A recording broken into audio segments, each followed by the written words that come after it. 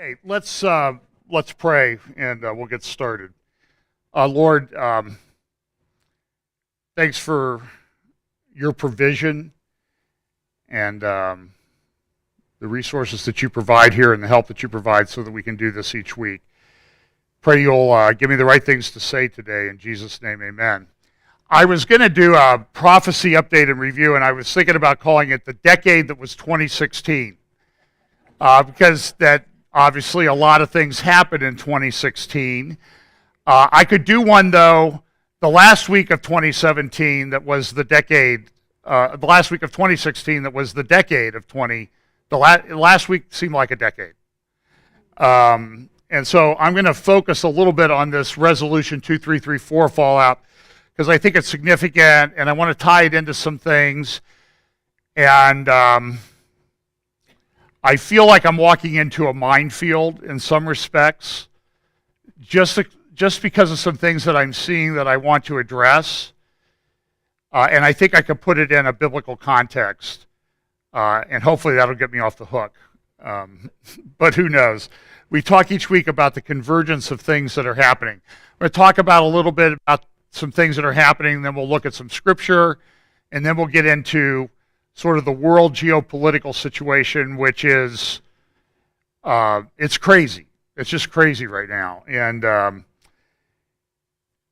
talk a lot about, and I never really talk about the economic things that I think are coming, but there is an economic earthquake coming. There were a number of stories in the Los Angeles Times this week, and Pam and I spent a fair amount of time in Southern California, and we love Southern California, but it's out of control. For example, El Monte, I've actually taken a deposition in El Monte in my career. And here, look at the headline in the LA Times the other day. El Monte taxpayers are footing the bill for an extreme benefit.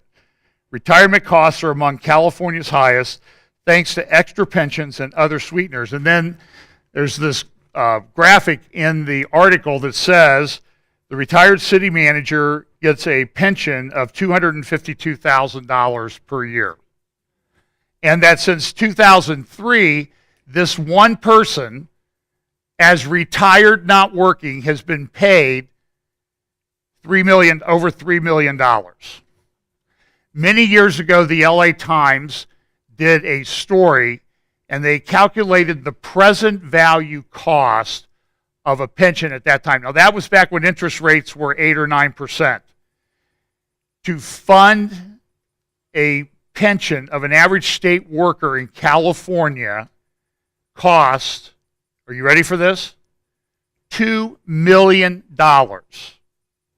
It would be even higher today because that's how much money you would have to set in an account to generate the income to pay somebody over their projected life. There are people that work 30 years and are getting pensions based on their highest last 3 years for 40 years or 45 years. Let me give you the simple truth on that. That's not sustainable under any stretch of the imagination. So, here's what I think. Looking for bargains in California real estate? Wait a little bit a while, because when all those pensioners can't afford where they're living, real estate values are gonna drop. I saw an article of some small town in California. Husband and wife had worked for the city for over 30 years. They retired. His pension dropped from about $70,000 to $21,000.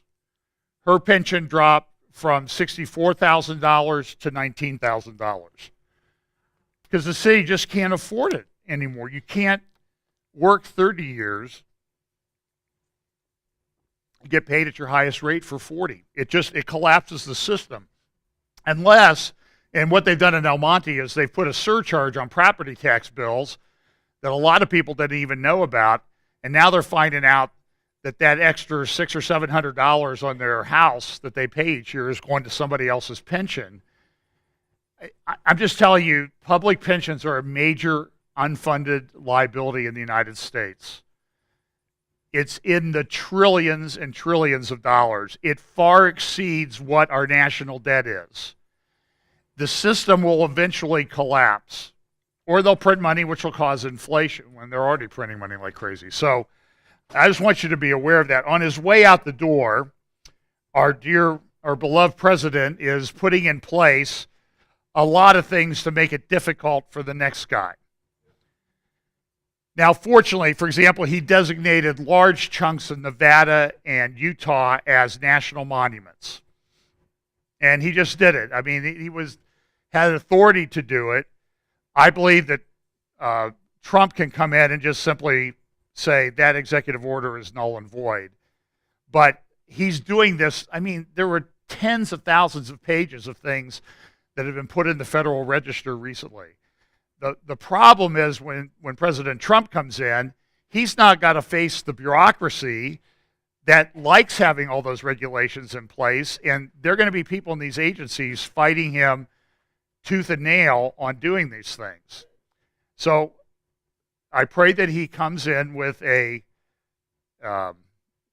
very stiff disposition and a very large broom to take care of all these things. And I pray that he doesn't get writer cramp signing all the executive orders, revoking all the other executive orders that he did. But so I think he'll do a lot of that. But some of the stuff requires more than just revoking the executive order. It may be months before he can get some things done. This was an interesting headline. I think I saw it in the New York Times yesterday. Bribes paid to agents bore holes in border. What's going on? There are a number of Department of Homeland Security border agents who've been taking bribes to let people come into the United States and letting them pass. And I'm talking $15 million in bribes, I think in one case, and that type of thing. We have a problem with our Homeland Security, and who knows who they're letting in. There is a huge influx of immigrants coming in over the past month. And it's going to continue until January 20th because the executive branch has essentially said, stand down. And it appears they don't care. They're not vetting people or anything like that. I hear over 1 million illegal immigrant felons that are in the country right now that should have been deported but weren't. And so it's a huge problem. It's going to take a lot of time to clean all of that up. In the New York Times about a month ago, there was an op-ed by Tony Campolo and Shane Claiborne. They claim to be evangelicals. That's a farce. They're not evangelicals. They are leftists. They are social justice warriors that have a different religion called leftism. They just run around. They get invited to evangelical churches all the time, and they pretend to be evangelical Christians, but they're not. They call themselves red letter Christians. You know, we only have to focus on the words of Jesus. Really only the words of Jesus that we really like that support our political agenda. And so they wrote an op-ed there in the New York Times called "The Evangelicalism of Old White Men is Dead." Here's a news flash. Tony Campolo is an old white man. Shane Claiborne looks like an old white man. He's got the dreadlocks and everything. He's against the death penalty, all this stuff. Here's what it says. Evangelicalism was closely associated, they say, with the campaign of Donald J. Trump, and more than 80% of white evangelicals voted for the president-elect. This despite large numbers of African American, Latino, Asian, young, and female evangelicals who were fiercely opposed to the racism, sexism, and xenophobia of Mr. Trump's campaign. All the conflict that we had in the election is not going away. Just wait until January 20th. Then they're going to start screaming like hyenas. And I have low expectations for President Trump. That way I'll be happier, I think. But I don't expect him to be perfect. He's not a theologian. So I expect him to make a lot of errors in that regard. I'm not even sure he's saved. There's a lot of question about that. We'll have to wait and see. Now, this week in the New York Times, there was an article about Bart Campolo. Bart Campolo is Tony Campolo's son. He was in the emergent church circles of evangelicalism a bit of a rock star. I mean, and I've reported on this before of what has happened to him over the last couple of years. First thing was he came out in support of same-sex marriage, and that the Bible really isn't against homosexuality, or if it is, we should have a new interpretation. Bart Campolo is now, it says here, the evangelical scion who stopped believing. He has left the faith completely. He now calls himself an atheist, and he is the chaplain at University of Southern California, which is one of the 5 largest private institutions in the country, for secular humanism. And so listen to this article. But as he took stock of the rest of his life, he used to be down in Cincinnati, Campolo decided that there was no reason an atheist still couldn't be a minister to. Instead of comforting people with the good news of Jesus, he'd preach secular humanism, a kinder cousin of atheism. He'd help them accept that we're all going to die, that this life is all there is, and that therefore we have to make the most of our brief, glorious time on earth. And he would spread this message using the best evangelical techniques, the same ones he had mastered as a Christian. And he was part of this emergent church thing, which when you really strip back all the layers, you find was sort of a marketing strategy to appeal to young people. It's theologically, doctrinally bankrupt. It's apostate. But a lot of people in the evangelical church just treat it as another view on things, and we shouldn't be too harsh and we shouldn't judge. So that is that. The Atlantic has an article this week about Democrats have a religion problem, and they talked to a guy named Michael Weir, who used to work in the White House, and he admits the Democratic Party is essentially illiterate when it comes to white evangelicals. I would say when it comes to really Bible-based things. They quoted Michael Weir saying, the Democratic Party used to welcome people who didn't support abortion into the party. We are now so far from that, it's insane. And it's an interesting article. You can probably find it online at The Atlantic. And he just says, we don't know how to talk to religious people. We've made abortion an absolute right, and we can't acknowledge that there are people who might support Democrats and other things, but are very, very opposed to abortion. We don't know how to talk to them. And the answer is they don't, because their values are so opposite of what Christian values are in that regard. There's just no question about it. I mean, look, and there are a lot of Republicans that are in the same boat. They don't understand religion either. This is what I would call sort of ironic. This is down the road outside of Cincinnati. This is the Ark, Noah's Ark, that the Answers in Genesis built, the Ark Encounter. And so Ken Ham, the director, thought we would bathe it in the colors of the rainbow at Christmas this year. Now, I'm fine with that, okay? I mean, I read the Genesis story, and there is a rainbow in the story. So it's really biblical. But in the Cincinnati Enquirer, they had this letter to the editor titled, not Jack Ham, great linebacker for the Pittsburgh Steelers, by the way, from my hometown of Johnstown, Pennsylvania. But that's beside the point. Ken Ham, who they sort of noted in the article, is actually a descendant of Noah, like just about everybody else sitting around here. Think about it just a little bit. Ham trying to poison a symbol of love. Look at what this thing. I found it quite disheartening to read that Ken Ham of the Ark Encounter is trying to poison the original intent of the Rainbow Coalition as a symbol of love and inclusiveness of all, regardless of race, religion, gender identity, by using it to promote bigotry. I very much doubt that this is what Jesus and Christianity represent. Ham responded, well, I do agree some people are trying to poison the original intent of the rainbow, but it's not our Ark Encounter. Good job, Ken Ham, okay? And so, but do you see what happens with the leftist part of people?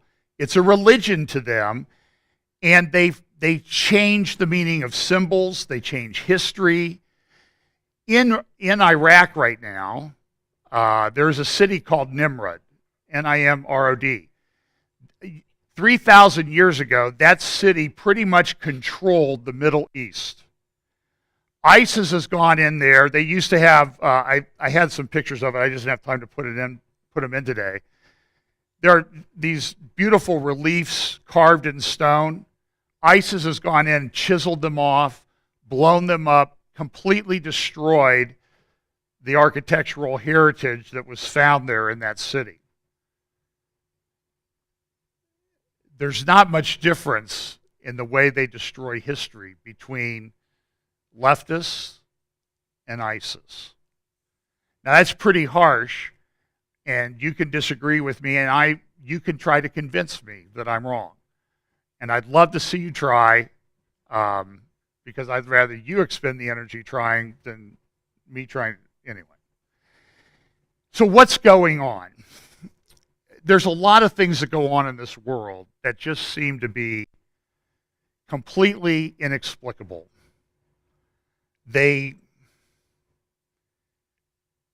Why are they happening? And I think sometimes we see these things and we get upset with them, but we don't understand the huge spiritual problem or what's going on spiritually behind a lot of these things. So I want to read some verses from Daniel chapter 10, just so we can keep this in perspective as we go forward. And we're going to be doing this. At this point, it's every week. We got plenty of stuff to do. There's piles of stuff that aren't even in this week's update. I know there are other guys doing updates. Pastor J.D. Farag suffering over there in Hawaii. He did an update last night, sort of a review of the year, or a Q&A. And his was an hour and 30 minutes long. And I'm like, who do you think you are, John Howler or something? Because he's usually only 30 minutes. And I don't agree with him on everything. He doesn't agree with me, but he's working hard. He's trying to be faithful. I really appreciate what he does. And really a lot of what he said in his update yesterday, there's a few things I would, argue with him about. But some of it you're going to hear me kind of repeat today, because he and I are pretty much on the same page. And we'll see. But we forget the spiritual battle that rages in the battle that rages in the spiritual realm. And Daniel encountered that in Daniel chapter 10, verse 1. In the 3rd year of Cyrus, king of Persia, a thing was revealed unto Daniel, whose name was called Belteshazzar. And the thing was true, but the time appointed was long, and he understood the thing and had understanding of the vision. In those days, I, Daniel, was mourning 3 full weeks. What's going on? I ate no pleasant bread, neither came flesh nor wine in my mouth, neither did I anoint myself at all, till 3 whole weeks were fulfilled. It was fasting. And in the 4th and 20th day of the 1st month, as I was by the side of the great river, which is Hiddekel, and I apologize if I don't pronounce these words correctly, okay? They're not common things to me. Then I lifted up mine eyes and looked, and behold, a certain man clothed in linen, whose loins were girded with fine gold of Uphaz. And I, Daniel, alone saw the vision, for the men that were with me saw not the vision, but a great quaking fell upon them, so that they fled to hide themselves. Therefore I was left alone and saw this great vision, and there remained no strength in me, for my comeliness was turned in me into corruption, and I retained no strength. He was essentially wasted. Yet I heard the voice of his words, and when I heard the voice of his words, then was I in a deep sleep on my face, and my face toward the ground, and behold, a hand touched me, which set me upon my knees and upon the palms of my hands. I mean, he just doesn't have the strength to stand. And he said unto me, O Daniel, a man greatly beloved, understand the words that I speak unto thee, and stand upright. For unto thee am I now sent. And when he had spoken this word unto me, I stood trembling. Then said he unto me, Fear not, Daniel, for from the first day that thou didst set thine heart to understand and to chasten thyself before thy God, thy words were heard, and I am come for thy words. But the prince of the kingdom of Persia withstood me 21 days, for 3 weeks. Is there a kingdom that would fit the description of the kingdom of Persia today in the world? I think this passage helps us understand that there's a massive spiritual battle going on up there in the spiritual realm that manifests itself here on earth. And frankly, that's about the only way some of the atrocities and things that are going on in the Middle East, especially in the areas of the prince of the kingdom of Persia, are only explained that these things are demonic. There's demonic powers behind them. And I remain there with the kings of Persia. Now I am come to make thee understand what shall befall thy people in the latter days, for yet the vision is for many days. And when he had spoken such words unto me, I set my face toward the ground, and I became dumb. And it goes on in verse 18. Then there came again, and touched me one like the appearance of a man, and he strengthened me, and said, O man greatly beloved, fear not, peace be unto thee. Be strong, yea, be strong. And when he had spoken unto me, I was strengthened, and said, Let my Lord speak, for thou hast strengthened me. Then he said, Knowest thou wherefore I come unto thee? And now I will return to fight with the prince of Persia. And when I am gone forth, lo, the prince of Greece shall come. But I will show thee that which is noted in the scripture of truth, and there is none that holdeth with me in these things, but Michael your prince. And then when we get into Revelation chapter 12, verse 7, we see that there's war in heaven. And this is in the middle part of the 70th week. Michael and his angels fought against the dragon, and the dragon fought and his angels, and prevailed not, neither was their place found any more in heaven, and the great dragon was cast out, that old serpent called the devil and Satan, which deceiveth the whole world. He was cast out into the earth, and his angels were cast out with them. And really, then what you have happening in that last half of the 70th week is literally hell on earth.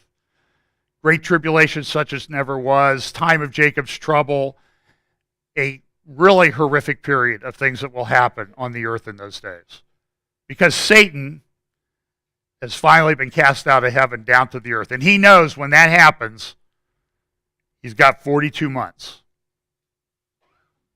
And so you'll literally have the battle that's been up here now being fought out on the planet. And that, I think, helps explain a little bit about what's going on, because you look at it, it's just like, I don't understand this.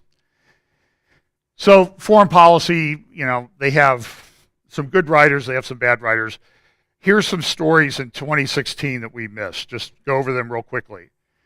South Sudan is on the cusp of genocide. That's yet another country that is identified in that table of nations that will be coming against Israel in the last days. It's horrible. It's horrific. There are really, really evil people at work there. Libya is still in just an absolute mess. In Myanmar, the world's most persecuted minority faces ethnic cleansing. What does it say in Matthew? Nation shall rise against nation, people group against people group. It's happening all over the world. I have a friend who tells me that South Africa is becoming a country of no hope. The universities don't finish the school year because of riots, even in the major cities. Thousands of ranchers have been killed over the last 5 or 6 years. Thousands of people who own big ranches have been killed.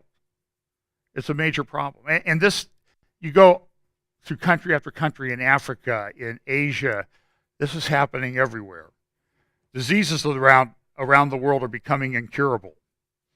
Russia is testing, I talked about this a couple weeks ago, I think, nuclear-capable underwater drones.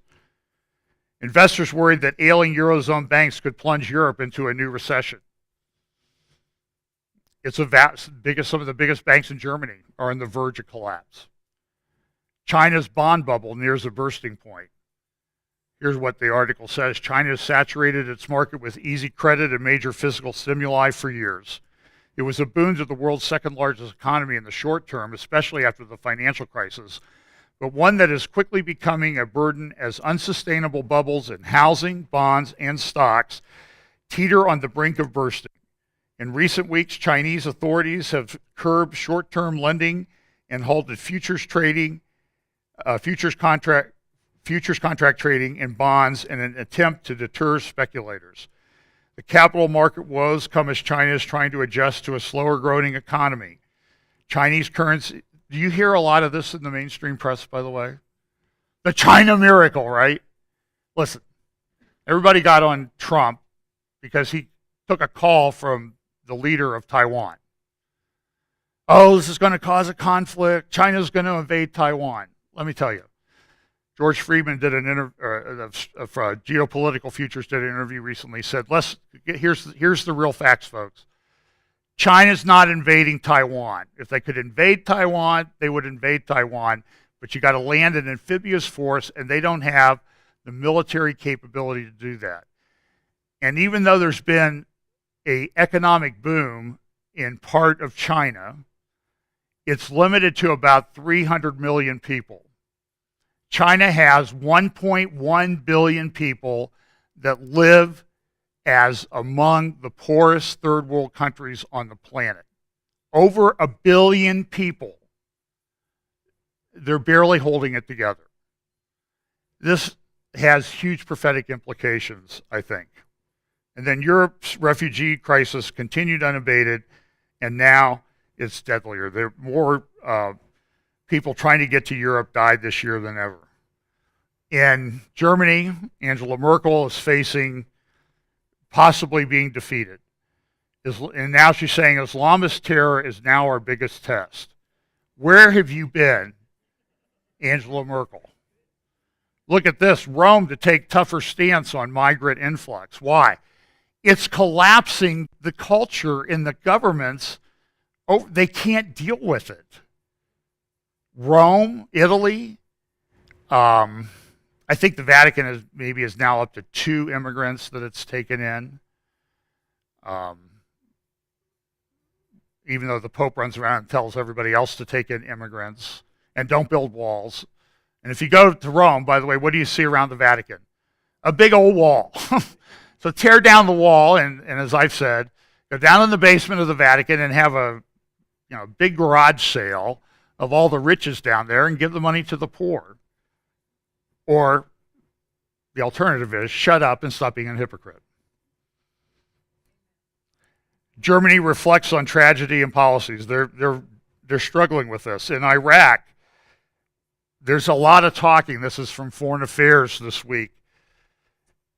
What's going to replace ISIS? I can tell you what's going to replace ISIS if they're driven out. Shia militias. How the Shia militias are going to act compared to ISIS. You don't think those Shia militias are going to go in there and enact vengeance on those Sunni people that are left? And a lot of the people in Mosul are Sunni Arabs that really support ISIS in a lot of regards. So even though it's brutal, they really kind of go along with what, and so what, are they going to go in and take over Mosul and just let those people stay there?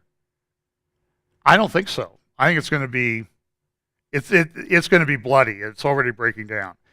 We have this alliance now between Russia and Turkey have brokered a ceasefire arrangement in Syria, or what we pretend is a country called Syria. The UN Security Council on Saturday unanimously adopted a resolution welcoming a ceasefire in the Syrian civil war brokered by Russia and Turkey, reiterating support for a roadmap to peace that begins with political change. Russia and Turkey are on opposing sides of the Syrian conflict. Moscow, along with Iran, provides crucial military support to Syrian President Bashar Assad, while Turkey has long served as a rear base and source of supplies for the rebels. The ceasefire deal is the third this year, but the first not to involve the United States or the United Nations, as Russia and Iran have turned the tide of the war in favor of Assad. Interesting thing to develop. In the Jerusalem Post, it's either this morning or Friday, what price is Russia ready to pay for Turkey? And I talked a lot about this in the update, the holiday bonus update that I did on Monday. It's very complicated. Russia's going in to kind of keep the Sunni Arabs at bay. They have a major problem in Moscow, where it's now estimated that 25% of the city of Moscow is Islamic. 25%. Estimates are that upwards of 40% of the Russian army are Muslim. And so they fear Sunni Islam, and so they're doing this, as Putin said in an interview with Charlie Rose about a year ago, and there were articles at the time that said Putin has a major Muslim problem. He's had a Muslim problem for a long time. And so what they're trying to do is convert the Sunni Arabs, Sunni Muslims to Shia, and that's why you see this alliance between the sort of Shia Syrian regime and the Shia mullahs of Iran. And they're driving out the Sunnis. You can listen to my update. I go into great detail into it. This was an interesting comment in this article. Russian ambassador is assassinated in Turkey in front of cameras. Many politicians and experts saw in the death of the ambassador some historical parallels to June 28, 1914, when Archduke Franz Ferdinand, the heir presumptive to the Austro-Hungarian throne, was assassinated. The killing became the casus belli of World War II. The ultimate aim of these measures is a geopolitical one. Firstly, this is what Russia's trying to do, is to recalibrate the official position of Ankara on Syria. Moreover, to make Erdogan more negotiable and to neutralize the support of Sunni Muslims and accept the reality that from now on, Russia will have a military presence in the Turkish underbelly. This all has, I think, huge prophetic implications on the alignment of nations in Ezekiel 38 and 39. Secondly, is to derail more than 50 years of Turkish alignment to the West and link Turkey to Russia's Shanghai Cooperation Organization. That's an alliance between Russia, China, now Turkey joining. After the foil coup in July, the deterioration of situation with human rights has taken on an enormous scale, and those factors drive a wedge between Ankara, Brussels, and Washington.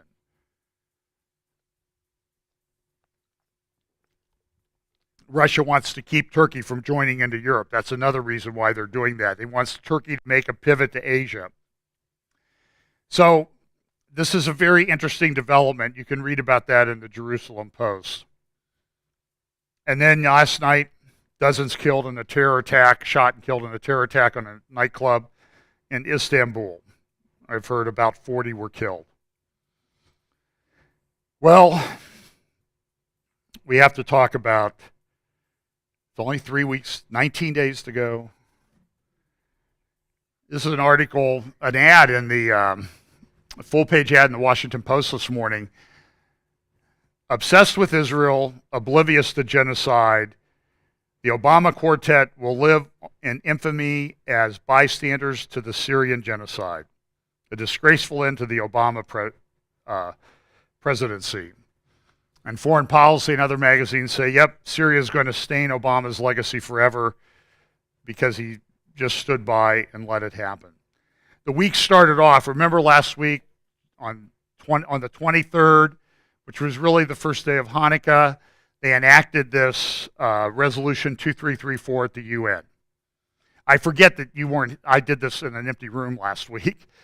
So watch those things I did Sunday and Monday. And that'll give you the background. So Monday, there's an editorial Tuesday, there's an editorial in the Wall Street Journal by John Bolton, who may have a role in the Trump administration, talking about this is Obama's parting betrayal of Israel.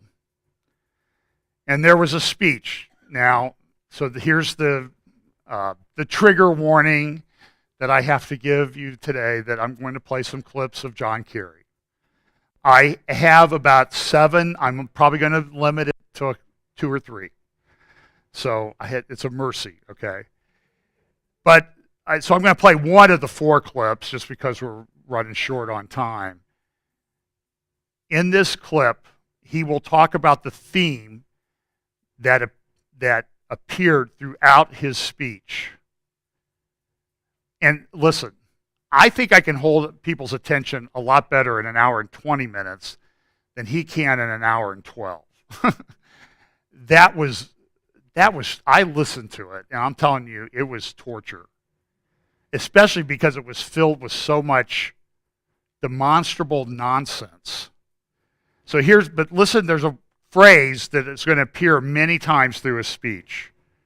And here's the one clip. President Obama has been deeply committed to Israel and its security. And that commitment has guided his pursuit of peace in the Middle East.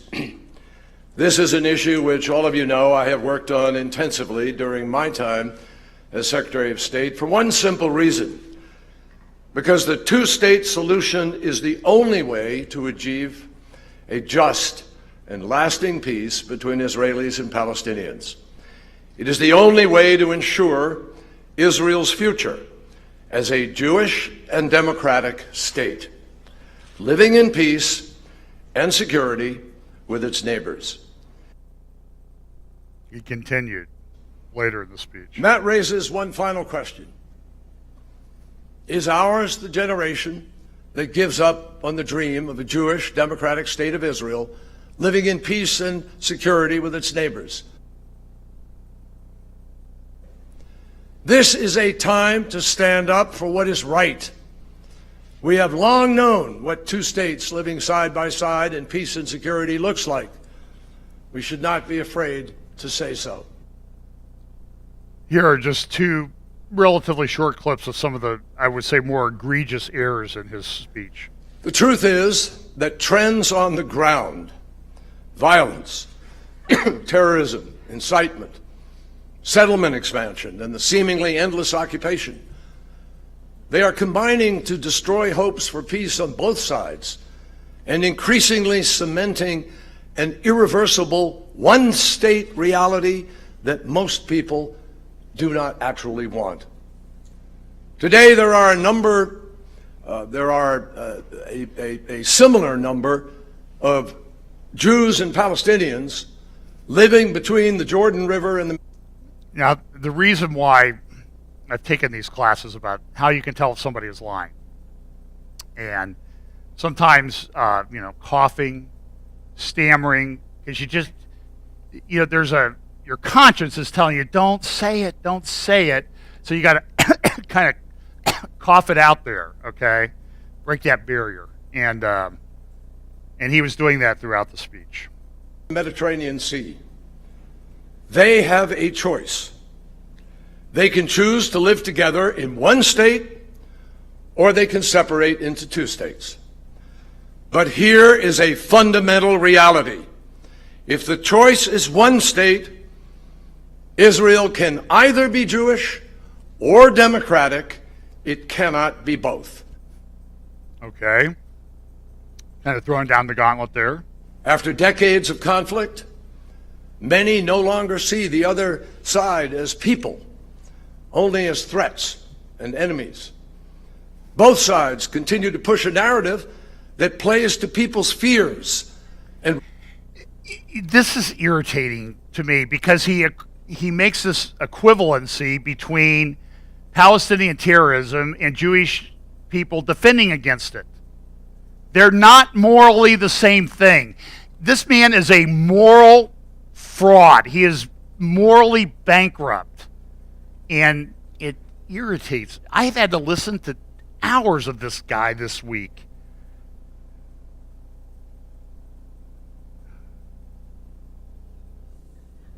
Oh, I should have, no, I can go back if you want. We can. Listen, the speech was filled with errors. He had 6 points, all of which were disconnected from reality.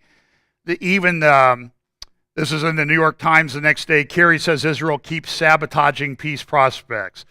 Two-state plan nears the end of its shelf life. Voicing frustration at Netanyahu. And I mean, they had massive articles. All the newspapers had it everywhere. The Simon Wiesenthal Center put out a year-end review with what they called the top 10 worst global anti-Semitic, anti-Israel incidents of the year. And number one was the United Nations erases Jewish history and the resolution and Kerry and all those guys' response. Here's a couple others. France is singling out Israel. How are things gone for France this year? Remember, they had the nightclub terror attack anniversary, and they had Sting come in and sing, and what was his last song that he did was a tribute to Islam. Another one is Sweden. Foreign minister worries about terrorists knock their victims. Sweden's falling apart. When's that IKEA store open over there at Polaris? In a couple months?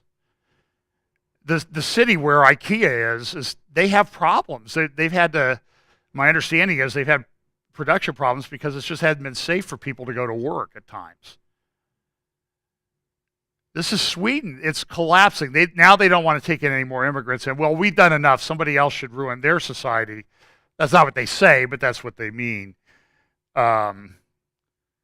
She was asked the question, the Swedish foreign minister, Margaret Wallström. She flew to Israel in December, but they didn't let her go around or get into the country. But they asked her a question, what's your position on banning Muslim veils, as some European countries have? Now, listen, I'm not big on, my wife will tell you, I'm not big on fashion. But I know what a veil is, right? You wear a veil to essentially dehumanize yourself, take your face away. So what's your position on veils? Listen what her answer. We don't have any rules about that. You can wear a headscarf. It's not a problem. She can't even answer the simple question about the veil. I say it every week. Romans 1, there's a point at which they go past, and the only thing you can say is God has more on the world. And God has taken away the ability of that person to reason. You need to prepare your minds and get your head around it that that's going to happen more and more and more, not less. That's why somebody can write a letter to the Cincinnati Enquirer saying that Ken Ham is co-opting what the rainbow really means. God morons the world. Kerry's blunt words, and so the one thing somebody said is, well, at least Obama's, splitting the Democratic Party and uniting the Republicans on his way out the door. The Anti-Defamation League chief said Kerry's speech pushes peace away. Even Chuck Schumer, a liberal Democrat from New York, mocked Kerry after his speech. The New York Times, though, came out, even though Kerry's speech was demonstrably stupid. I know my wife doesn't like me to say those things, but I don't have any other word, okay, to get down to that level. Even though it was demonstrably unsound, factually devoid of any facts, and lacking reason on every single level of what he talked about, the New York Times came out and said, we have to do a two-state solution. Okay. In foreign policy, though, there was a guy that came out and said, the last act of Obama's Israel drama may be his best. Despite their momentary ascendancy, Bibi, Trump, and Putin are yesterday's news. Now, what I read in this article is a subtext of this. Yeah, Trump and Bibi and Putin, they're going to be in the news for a while, but Obama's not going away. That's what I read in the subtext of this. They're the last politicians of the 20th century, he says. They seek to preserve realities that are founded in the post-World War II and Cold War realities in which their views were shaped. But the world has moved on from them, and future generations of leaders will see a radically different picture. One in which Israel not only has no better claim on its land than the Palestinians, but one in which the memories of the Palestinian Liberation Organization and much of Palestinian terrorism lie in the foggy past.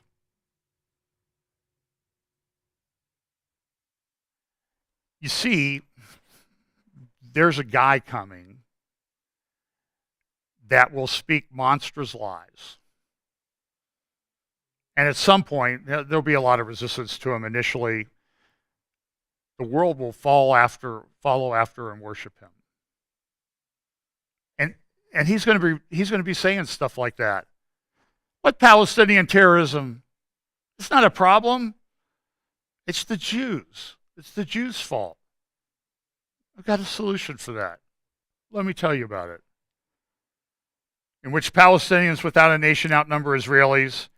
This demographic thing is, I think this is made up. You want to talk about fake news? I think this is fake news. At least Caroline Glick did a great job in her book, The Israeli Solution, talking about how the statistics to pump up Palestinian population growth, or the amount of Palestinians living between the Jordan River and the Mediterranean, is the Arabs. They're Arabs. They call them Palestinians now. Yasser Arafat was Egyptian, okay? Until they made up the term Palestinian. In which Palestinians lack rights because Israelis deny them rights. This guy is just, talk about being in a fog. In which Russia is seen as the supporter of oppressors and not of the people, always allows a long-term strategy. In which China and other powers are much more important. And one in which new technologies will empower new leaders in new ways, creating new threats and shifting the regional balance of power in the Middle East and elsewhere. Does that sound like Daniel? Does that sound like Revelation, saying what's coming? Meanwhile, Trump will seek to bully a world he does not understand, one in which America's leverage on trade has been diminished, and in which his chosen tactics for doing so long ago proved to be ineffective and damaging to U.S. interests. Indeed, the reason this settlement's vote has so many in the Israeli leadership so outraged is not because they don't want it to happen. It is because it is only the latest proof that their preferred narrative about Israel has been overtaken by reality. That is a bald-faced lie, and that the days of their ability to defend Israel as the region's lone democracy are numbered as their demographic clock keeps ticking and their policies keep undercutting the legitimate rights of Palestinians. The reason why Israel's building up in the areas of Judea and Samaria is because they have so many people. And a lot of these families, they're Orthodox Jewish families, and they're having a lot of kids. And their birth rate is on the ascent. The Arab birth rates, especially in Judea, Samaria, are on the decline. But there's this myth, Kerry spouted it, this guy spouts it, that, boy, if they just made a one-state solution, Israel would be over as a Jewish state. I personally don't think that's true. And who was it that I played a clip of Alan Dershowitz. I don't know if it was here 2 weeks ago or in one of the updates I did in my basement or to an empty room. But Dershowitz was over in Israel, and he said that this is simply not true. He's a man of the left, but he supports the state of Israel. And I forget the point that I was going to make about him. If I think of it, I'll come to it. But, I know what he said. If he was in charge, and I might make him the minister of student visits, based on what he said in this thing, if I was in charge of Israel. He said what the students should do when they first come to Israel, not the Yad Vashem, not this, not that, not the Wailing Wall, take them up to Ramallah. Let them see how the Palestinian leadership lives in the mansions in Ramallah. And I actually talked to a Consul General of Israel, and I actually said the same thing to him when I had a chance. I said, change the narrative, for crying out loud. Take them up there, show them these mansions, the shopping malls and stuff that are built up there in this impoverished West Bank, and you're not going to see many Israeli soldiers up there even, unless they're in there investigating a terrorist attack. So anyway. Okay. Now, the British Prime Minister came out and tore into Kerry. And this was interesting because, why? Because Britain voted for that stupid resolution, 2334. But now they're coming out and saying, Kerry, Kerry, back off, man. You don't know what you're talking about. May's office retorted that we do not believe that it is appropriate to attack the composition of the democratically elected government of an ally. It said in an emailed statement late Thursday that we are also clear that the settlements are far from the only problem in this conflict. And why did you vote for that thing? And why didn't you veto it? In particular, the people of Israel deserve to live free from the threat of terrorism with which they have had to cope far too long. We are surprised by the UK. This is what the State Department said. We are surprised by the UK Prime Minister's office statement, given that Secretary Kerry's remarks, which covered the full range of threats to a two-state solution, including terrorism, violence, incitement, and settlements, were in line with the UK's own long-standing policy and its vote at the United Nations last week, the State Department said in a statement. The Australian government also distanced itself Friday from the Obama administration's stance on settlements and the UN resolution. Even Russia came out and said, Kerry, sound a little crazy to us too, even though they voted for it. This is an interesting thing that happened. This was in the news yesterday and today. Prime Minister Benjamin Netanyahu spoke by telephone with Russian President Vladimir Putin. The two leaders discussed developments in the region with emphasis on Syria and continued Syria coordination in this sphere, which already has proven itself in preventing misunderstandings. There was a Russian language report that said that Netanyahu warned Putin that they might have to invade Syria. That's really not a surprise. There are elements in that Syrian conflict that want to destroy Israel, and they're on Israel's border. They're well-trained, they're well-armed, and at some point Israel's going to have to step up and do something about this. This is an interview with a Palestinian female leader, and listen to what she says about Israel. The fact that settlements are being built on our land, which would destroy the chances of peace. Now, when they talk about cessation of settlement activities, this is entirely misleading. They never stopped because they decided Jerusalem is theirs. They've annexed it illegally, so they don't stop in and around But again, Jerusalem. the Palestinian responsibility in all of this, Doctor, with all due respect, again, in the interest of time, because we all remember the knife intifada that started back in September of 2015 and stretched into the beginning of this year. What should the Palestinian side be doing to make peace? I think we're trying our best to make peace in every possible way. We have signed agreements that we abided by. The problem is that you cannot enslave a whole nation and treat it like subhuman species with the most racist, hardline, extremist, violent government in history, and then ask them to lie down. By the way, that background is Ramallah. Look at the squalor of Ramallah. Down and die quietly. Whenever a single Palestinian lashes out in reaction to his house being demolished, his family being killed or imprisoned, then automatically Palestinians are blamed and are called terrorists.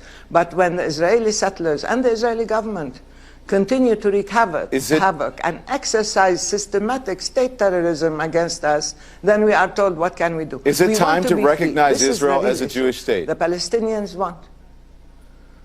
We have recognized Israel in 1993 in the context Not of as a Jewish the state, signing though. of the agreement on the White House lawn, the declaration. Well, it depends. I mean, if you want to give religion to states, then this is against our principles. I don't recognize Islamic states. I don't recognize Christian states. I don't recognize Jewish states. A state is a state for all its citizens. It has to be democratic, inclusive, tolerant, and has to be genuinely representative of all its people. You cannot give added value to any people because of their religion or ethnicity. And she goes on to say, I must have cut off that clip. Israel is the worst terrorist state in history. Now listen, here's when CNN is arguing with the nonsense that you're spouting out, okay, you've got a big problem with truth. And it did. Okay, now here's a quick interview. I'm only going to play a small portion of it. You can find it online. An interview, Jake Tapper of CNN with Naftali Bennett. I think this is entertaining. Naftali Bennett is Israel's Minister of Education, and he joins us now live from Jerusalem. Thank you so much for joining us. What's your reaction to Secretary of State's argument about the necessary way forward in his view? Well, Secretary Kerry's speech is not unlike the Obama policy. It's divorced from reality, but with good intentions. It's left the Middle East in flames, genocide in Syria, Iraq falling apart, Iran on a path to a nuclear weapon, and abandoning the only free democracy in the Middle East, Israel. It's wrong, it's immoral, but we will prevail. We're strong. We're fighting against radical Islamic terror in the midst of the Middle East, and we expected backwind, and we hope to get some.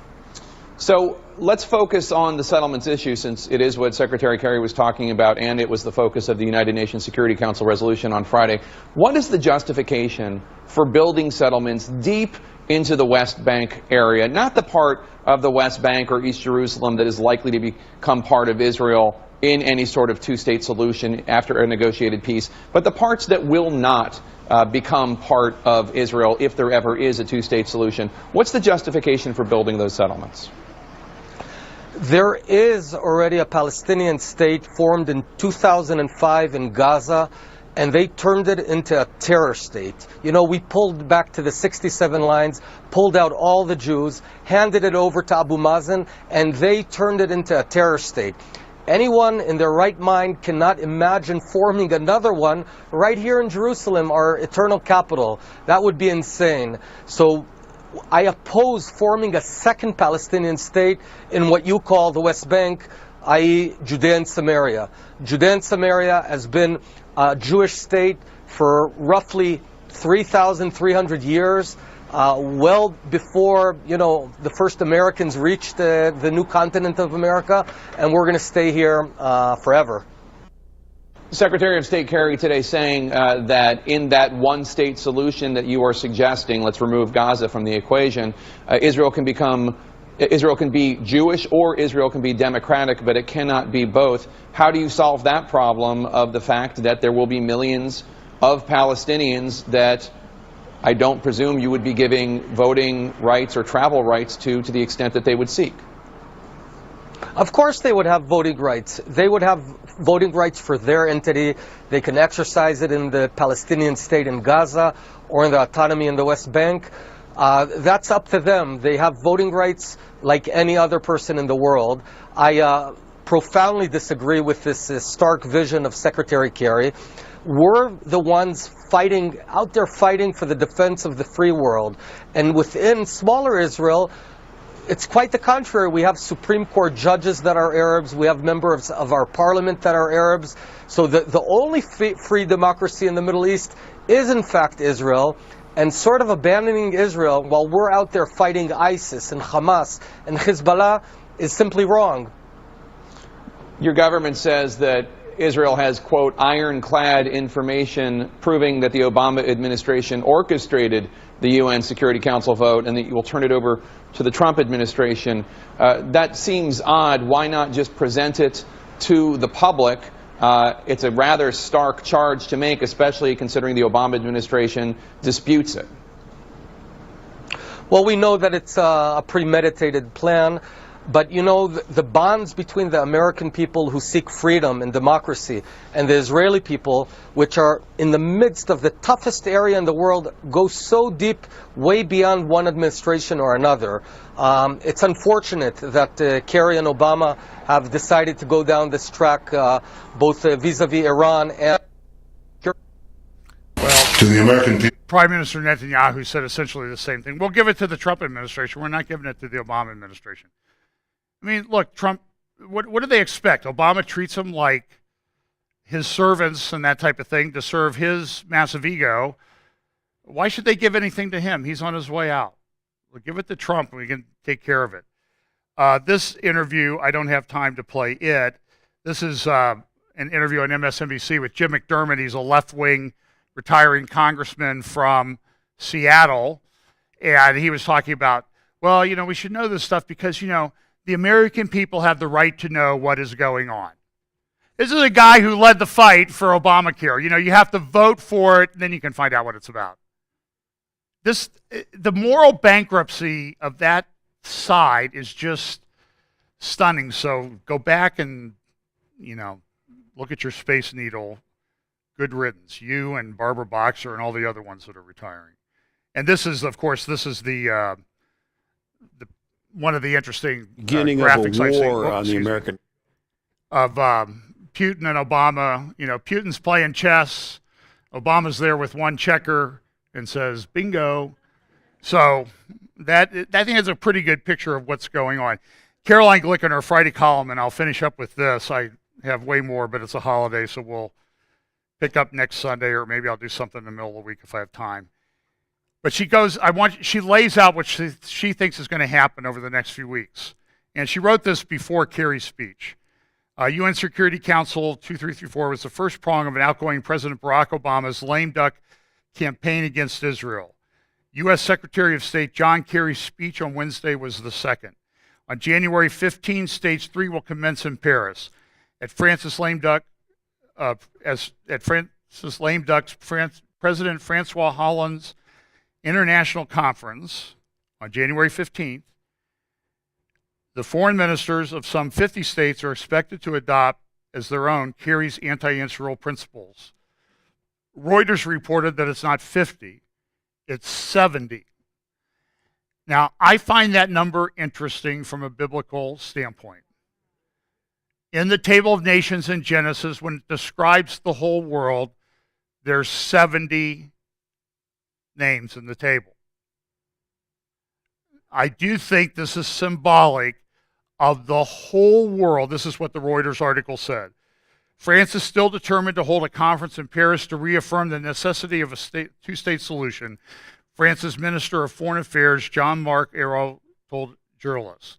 January 15th is the date that has been fixed, and 70 countries are invited.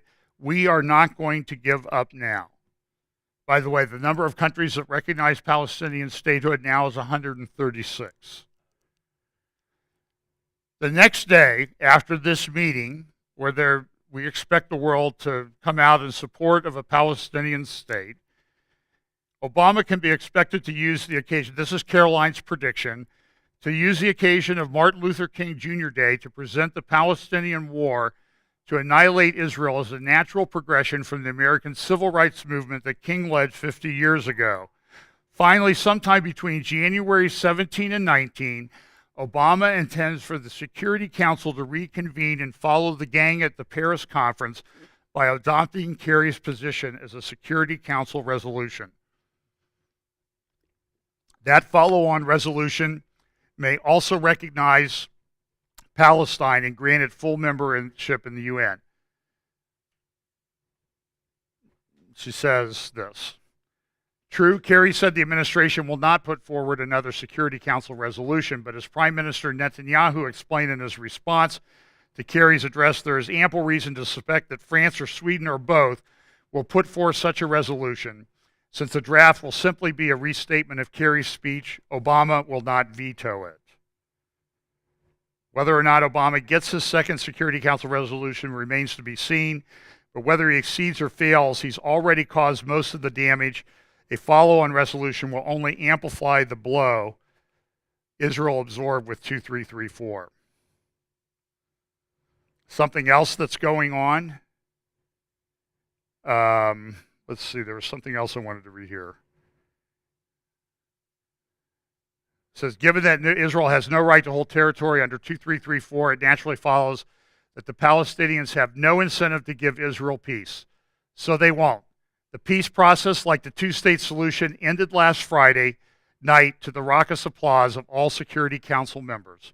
Resolution 2334 gives Europe and its NGOs a green light to wage a complete trade and cultural boycott against all of Israel. And then in a move that is very unusual in Navy history, all of our aircraft carriers are either in U.S. port or on their way. And we have nothing in the Middle East in terms of aircraft carriers. That leads me to believe that something is going on. Let me suggest something to you. This is the minefield, and I don't have time to develop it, but I'll throw it out there. We have this verse in Daniel 9:27 that says, "He shall confirm the covenant with many for 1 week." Now, most understand that to be, most prophecy teachers, that this is the Antichrist will confirm a covenant.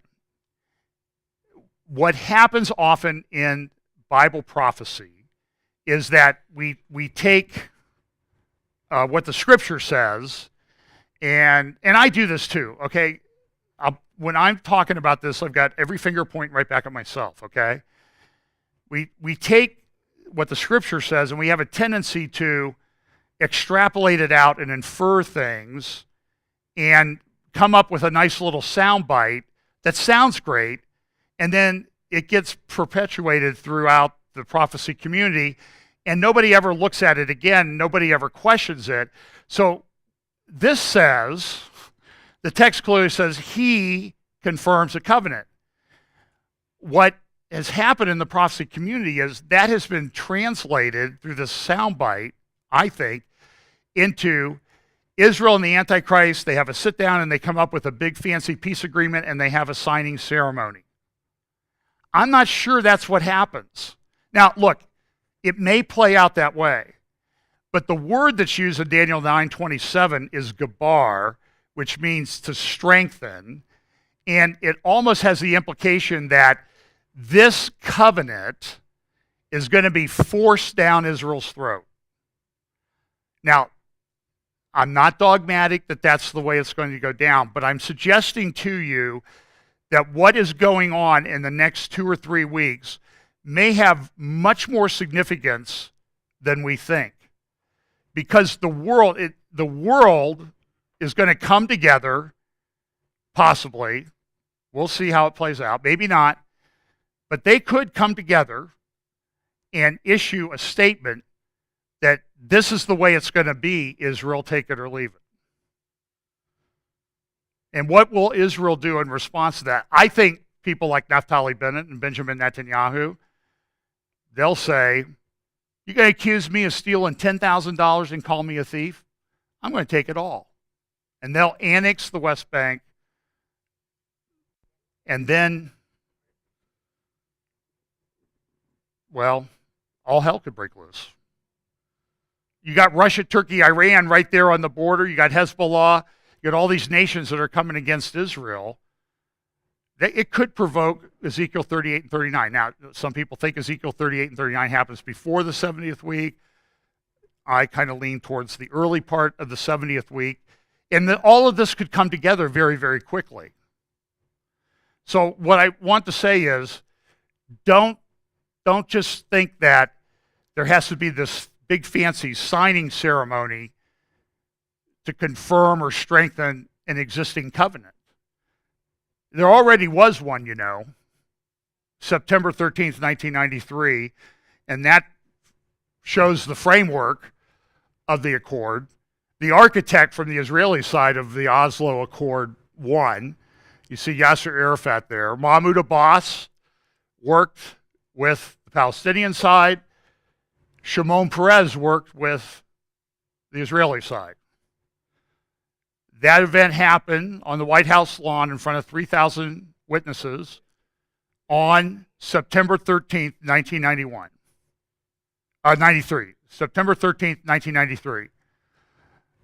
And by happenstance, I actually was there, and the next day I went down and saw a friend of mine from high school who was a congressman, and he was there. He's Jewish. He was there on the White House lawn. He was all excited about what he had seen the day before.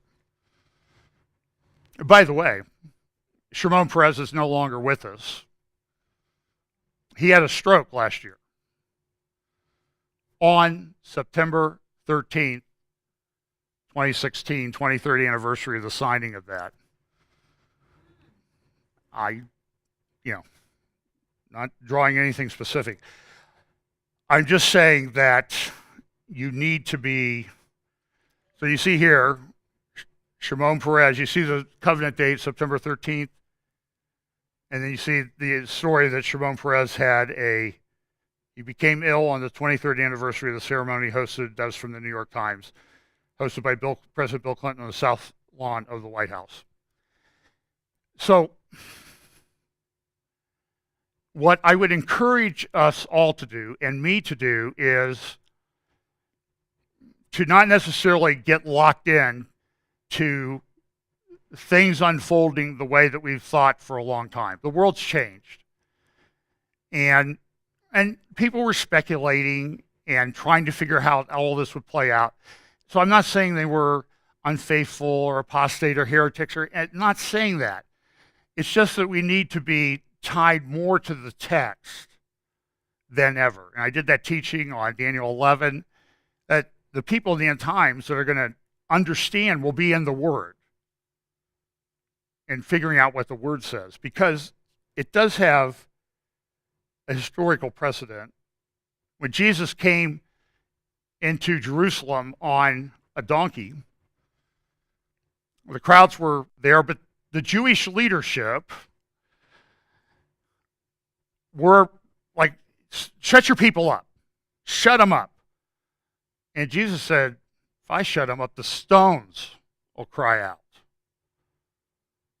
And then he said this, for the day shall come upon thee, that thine enemy shall cast a trench about thee and compass thee round, and keep thee in on every side, and shall lay thee even with the ground, and thy children within thee, and they shall not leave in thee one stone upon another, because thou knewest not the time of thy visitation. You see, my concern is, and for me and a lot of others, is we've kind of got locked into it has to play out this way or it's not that which is prophesied, okay? And I'm not advocating that we go and adopt crazy, off-the-wall ideas, but I'm just suggesting that we need to be very careful as we watch these things unfold in front of us and be in the Word and tied to the Word, because it may not play out like we thought. You see, the Jewish leadership, they had this view of what the coming of the Messiah would be like. But they missed it. They blew it. It should be a lesson for us in the church to be careful that we don't miss the obvious signs when the Messiah comes back this time. That's my encouragement. It's for me as much as anybody else. Okay? I hope I didn't blow up anything, but I just think it's something, it's been weighing heavy on my heart because I see a lot of arguments advanced that are good sound bites, but not necessarily biblically based theology. Okay? They're inferences that people make, and I understand that, but maybe it just doesn't play out quite that way. So we need to be sensitive to that, led by the Spirit and all that. And let's pray. Father, I pray, Lord, that you will, through your Spirit, guide us in these days into your Word, which is the basis of all truth, which is the basis of all prophecy, and that you would guide us so that we are prepared for the coming of the Messiah, and so that we can warn and encourage others about the things that are coming upon the earth. Bless us as we go this week. In Jesus' name, amen.